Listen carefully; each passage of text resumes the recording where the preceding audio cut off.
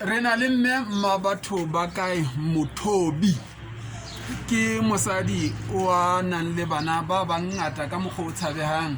mme o phela ka boitshokodi le monna wa hae le bona bana bano ba hae hana bana ba hao ba kae mme ka ba tshiletse ke phela le ba mogadi wa babedi le go ka tlung ke bana ba 8 le mme le ntate ka 10 ka fela a